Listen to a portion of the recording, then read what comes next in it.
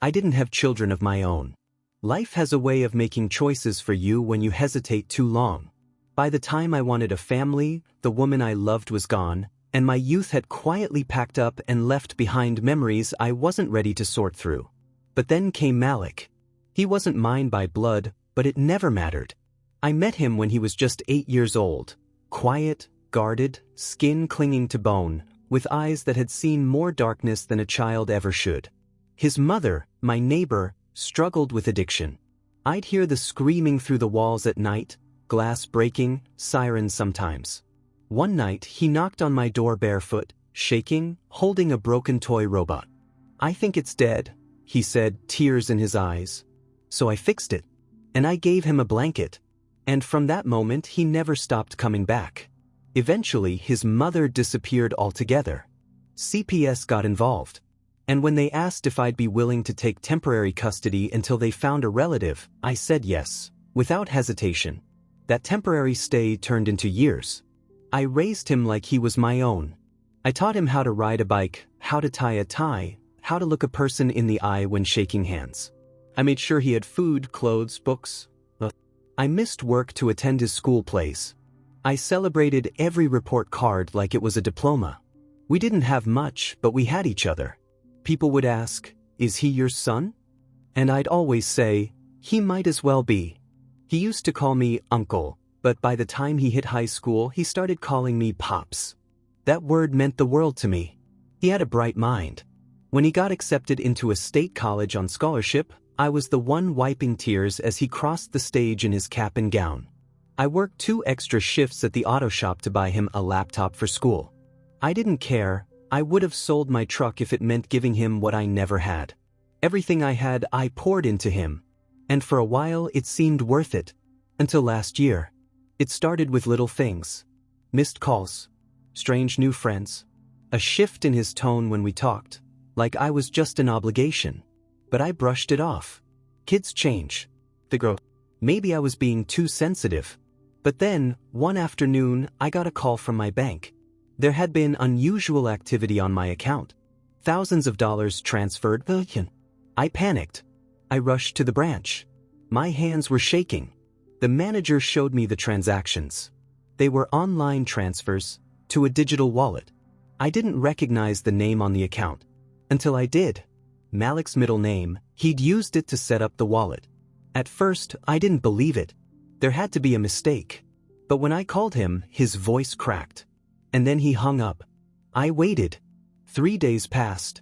Then he showed up at my door, unannounced. He didn't look like the boy I raised. Designer jacket, gold chain, glassy eyes that wouldn't meet mine. "I needed the money, Pops," he said flatly. "I was going to pay you back." I just stared at him. "All of it?" I asked. He didn't answer. "Why didn't you ask me?" He laughed bitterly. "Because I knew you'd say no." That stung more than the theft itself. That he didn't trust me, after everything. "I gave you everything I had," I said. My voice trembled, but I wasn't crying. Not yet. When no one else cared about you. When even your own mother left you in the cold. He looked down, maybe ashamed. Maybe not. I said, "I'll pay it back," he mumbled. "I'm doing something now. I'm making real money." Something in the way he said that made my blood run cold. "What are you into, Malik?" He didn't answer. That night he left. And I haven't seen him since. The bank said I could press charges. I didn't. I couldn't. Because I still see that skinny 8-year-old boy at my door, holding a broken robot, begging someone, anyone, to fix something. I raised him like a son. And he broke more than my trust. He broke the part of me that believed love could change someone if you just gave enough of it. But here's the thing. The story's not over. Because last week I got a call from the police. And now I have to decide whether to protect the boy I raised. Or face the truth of who he's become. The call came just past midnight. I was lying awake, staring at the ceiling fan as it spun in slow, lazy circles. I hadn't been able to sleep properly since Malik left. Not since I found out what he did. The world felt colder, quieter, like something had been ripped from my chest and replaced with silence. I let the phone ring twice before answering. "Mr. Talmond?" a man's voice asked. This is Officer Ramos with the 18th Precinct. Do you have a moment?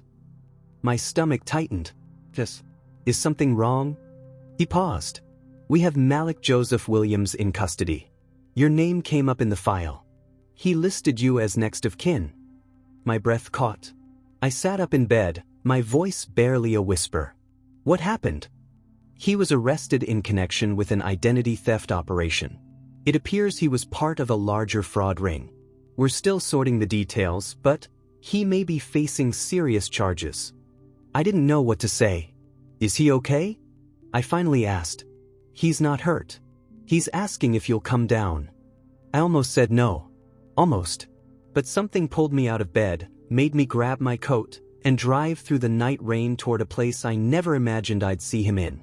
I'll never forget the way he looked behind that glass. Tired. Defeated. His hair was messy, his clothes wrinkled. His eyes, those same eyes I saw filled with wonder as a child, now just looked hollow. He picked up the phone on his side. I did the same. You came, he said, not meeting my gaze. I didn't reply. Pops, I messed up. I know I did. I was desperate, all right? I studied his face. Desperate for what? You had a place to live. You had a future. I gave you everything I could. He looked ashamed. I know, but it didn't feel like enough. Everyone around me at school had things I didn't. Money, connections, backup plans. I wanted to make something of myself fast. I got in with people who promised quick returns. You stole from me. He flinched. I didn't want to, he said. At first, it was just a few hundred. Then it became more. They said I had to keep proving myself. That once I was in, I'd get access to the real money. So you kept taking? He nodded, barely. I felt a bitter taste in my mouth. Why didn't you come to me? I'd have helped you. I always did. Because I didn't want help, he snapped suddenly. I wanted to be the one helping you for once. I was sick of being the charity case. The poor kid you took in. I wanted to be the man. The anger in his voice surprised me, but what shocked me more was the pain underneath it. I saw it all at once. The insecurity, the shame, the feeling that no matter how much love I gave, he never felt worthy of it. I never pitied you, Malik, I said quietly. I was proud of you. Always. He looked down. I know I let you down, he whispered. I wanted to matter. And now I've ruined everything. He started crying. I hadn't seen him cry in years. The officer told me later that Malik could be facing 5 to 10 years, depending on what came out during the investigation. Multiple victims. Stolen identities. Some accounts traced back to elderly people. It was worse than I imagined. He had been part of something much bigger than a simple theft. But he wasn't the leader. He was just another lost young man promised riches in a world that swallows the vulnerable whole. I sat in my truck for nearly an hour after leaving the precinct. Rain tapped gently on the windshield like fingers begging me not to drive away. The easy choice would be to let him fall. To say, you made your bed, now lie in it. But love isn't always easy. And I didn't raise Malik to be perfect. I raised him to believe in second chances. That night, I called a lawyer I knew, an old client from the auto shop whose car I once fixed for free. I told him everything. I don't know if we can save Malik from prison, but maybe we can save what's left of his soul. Because betrayal cuts deep, but love digs deeper. The days that followed blurred together. Phone calls, paperwork, court dates looming. I wasn't just a father figure anymore. I was suddenly Malik's only lifeline, his only visitor, his only voice on the outside. And God help me, I couldn't abandon him. Not even now. The lawyer, Mr. Grantham, was honest from the start. This won't be easy, he said, flipping through the stack of evidence. There's clear proof of wire fraud, identity theft, and unlawful access to personal banking information. Your boy was deep in it. Is there any chance for leniency? I asked. He looked at me over his glasses. If we can prove coercion or that he was manipulated, yes. But he has to cooperate. Fully. I nodded. He will. But inside, I wasn't so sure. When I visited Malik again, he looked different, more guarded. I told him about the lawyer. About the plan. About what it would take. He listened quietly, then said, "They're not gonna let me off easy." "No," I said. "But it's a shot." He leaned back against the wall, arms crossed. "If I snitch, I'm done. You don't get it, Pops. These guys don't forget." "I don't care what they do," I snapped. "You think sitting in a cell is better? You want to spend your 20s rotting in prison, then come out with nothing but regrets." He stared at the floor. "You still have a future," I told him. "But only if you stop lying, to the court, to yourself, to me." He nodded slowly. "I'll do it," he said. "I'll talk." The weeks that followed were a whirlwind. Malik gave everything to the investigators: names, accounts, the structure of the ring. He was terrified, but he did it. Every confession was like a splinter pulled from his soul. It wasn't pretty. He admitted he'd recruited 2 other college kids into the scheme. He described how they used stolen data, fake charities, and social engineering tricks to drain money from vulnerable people. Elderly victims, veterans, even cancer patients. "I hate what I did," he told me one night, voice hoarse. "I can't sleep thinking about it." "You don't get to forget it," I said. "But you can try to make it right." For the first time since all this started, he cried without shame. Then came the hearing. Malik wore a borrowed suit. His hands trembled as he stood before the judge. I sat behind him, heart pounding. The room was filled with victims. Reporters. Lawyers. One by one, people stood to speak. A woman with gray hair and shaking hands said Malik had wiped out her retirement savings. A man in a wheelchair said he trusted a fake veterans fund, one Malik helped set up. Every word felt like a knife, and Malik took each one silently. When it was his turn to speak, he stood slowly and faced the court. "I won't ask for forgiveness," he said. "I don't deserve it. I lied. I stole. I hurt good people. I let down the only person who ever believed in me. But I'm not going to hide. I want to repay what I can, however long it takes.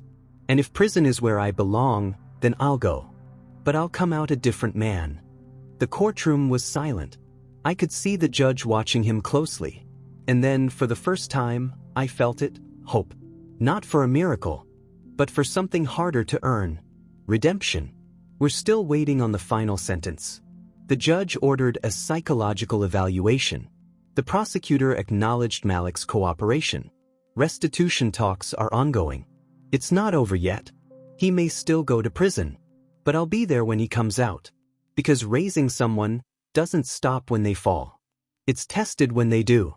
The courtroom buzzed with muted conversations as we waited. Malik sat beside his attorney, eyes locked on the floor, his hands folded tightly on the table in front of him. I sat 2 rows behind, my heart drumming with every tick of the clock. The judge entered, and the room fell still. This was it. The sentencing. A moment that could steal years from his life, or maybe give him a chance to earn them back. The judge adjusted his glasses, reading slowly from a sheet of paper. His voice was steady, controlled, but every word echoed through my chest like a bell toll. "Mr. Malik Joseph Williams, this court acknowledges your cooperation in dismantling an active fraud ring. Your assistance led to the arrest of 3 additional individuals and the recovery of partial funds." I held my breath. "However," the judge continued, "this does not absolve you from the damage inflicted. Numerous lives were disrupted. Trust was broken. The court must weigh both justice and rehabilitation." The pause. "I hereby sentence you to 3 years in state custody, with eligibility for parole after 18 months. You will also be required to complete financial restitution to the victims and attend a mandated rehabilitation program." Malik didn't react at first. He just blinked, as if he didn't hear it. Then, slowly, he turned to look at me. There were tears in his eyes, but not of fear, of relief. We spoke briefly after the sentencing. "I thought it would be worse," he said. "I thought I'd be gone forever." "You still have to do the time," I told him. He nodded. "I know. But, thank you for standing by me. You didn't have to." I looked at him, this boy I raised as my own. Not by blood, but by bond. A bond stronger than DNA. "Love doesn't quit just because things get hard," I said. That's when it matters most. The first few weeks were hard. Prison wasn't gentle, even for low-risk offenders like Malik. Letters came slowly. His handwriting was always neat, like he was still trying to show me he was worth something. "I'm learning carpentry," one letter said. "It's not so bad. Feels good to build something with my hands. I talked to a guy here who reminds me of you. He grew up in foster homes. Said I'm lucky to have someone waiting for me. I think I finally get it, Pops. What you gave me. What I threw away." I'd read those lines late at night, the letters trembling slightly in my hands. I'd never been a father by title, but I'd been one in every other way. And now, somehow, it was finally sinking in. One Sunday morning, I visited him again. We sat at a plastic table in a room filled with murmurs and families reuniting through plexiglass. He looked stronger. Not just physically, but mentally. Like the boy who once resented charity had finally grown into a man who understood what grace meant. "I want to pay everyone back," he said. "Even if it takes me 10 years after I'm out." "You will," I told him. "You'll make it right." He looked at me with a steady gaze. "I want to be someone you're proud of again." I reached across the table and placed my hand over his. "I never stopped being proud," I said. His eyes welled up. And for a while we just sat there. No judgment. No shame. Just the silence of something healing. The years passed slower than I expected. Time in prison is a strange thing. It doesn't move in days or weeks. It stretches, like elastic, depending on how you spend it. For Malik, it had been about learning. About rebuilding the pieces of himself he had scattered with his own hands. I visited him when I could. Letters and phone calls became our lifeline. At first, his words were uncertain, as if he was still questioning if he deserved a second chance. But over time, those letters grew confident. The boy who had once struggled with his own worth now spoke with a clarity that made me believe he was finally seeing the man he could become. I've started reading more. Philosophy. Psychology. I want to understand people. I never did before. I only saw what I wanted to see. Myself. I've been teaching some of the other guys carpentry. They say I'm good at it. I never knew how much it could mean to help someone build something, even if it's just a shelf or a chair. In every letter, there was a new piece of Malik, one I hadn't known existed. Then, one bright day in early spring, I received a call. "Mr. Talmond," the officer said, "I wanted to inform you that Malik Williams has been approved for early release. He completed his rehabilitation program ahead of schedule, and given his behavior in prison, we've recommended a parole hearing next week." I felt a mix of emotions: pride, fear, hope. Would the world accept him after all this time? The day Malik came home was surreal. The same boy I had raised, who had once walked out on me, now stood before me at the gate. He had changed. There was a calmness in his demeanor, a quiet confidence that didn't come from arrogance but from surviving his own mistakes. His hands, once trembling with guilt and fear, were steady now, as he shook mine for the first time in years. "I'm home," he said simply, and it was like a weight lifted from my chest. We didn't speak much that day. Words felt unnecessary after everything we'd been through. But when I asked if he was ready to start over, he nodded. "Yeah, I'm ready." The next few months weren't easy. Malik had to adjust to a world he had abandoned, and the scars of his past still loomed over him. But he worked. He went back to school. He started doing community outreach, helping troubled youth stay away from the same mistakes he made. He even found a job working in construction, where he could apply the skills he'd learned in prison. People in town didn't forget what he had done. But they also saw the change in him. Little by little, he earned back their trust. One evening, months later, we sat together on the porch, just the two of us, watching the sun dip below the horizon. "I never thought I'd get here," Malik said, his voice quiet but steady. "I thought I'd mess it all up. I thought I'd never get a chance to prove I could be someone good." "You have," I replied, staring at the setting sun. "But proving it doesn't matter to me as much as the fact that you want to." He nodded, his gaze on the horizon. "I'm sorry," he said, turning to me with a serious expression. "For everything. For betraying you. For breaking your trust." I placed a hand on his shoulder, And he looked at me with eyes that were different now, more mature, more sincere. "I forgive you," I said. "I always did." For a long moment, we just sat there in silence. Not the painful silence of before, but the kind that comes after healing has done its work. As I watched Malik walk down the path toward his future, I realized that love had never been about perfection. It wasn't about avoiding mistakes, but about how you rise after falling. It was about the choice to never give up, even when everything seems lost. And maybe that's what redemption really is. Not about erasing the past, but about learning from it, growing beyond it, and choosing to walk forward, no matter how long the road is.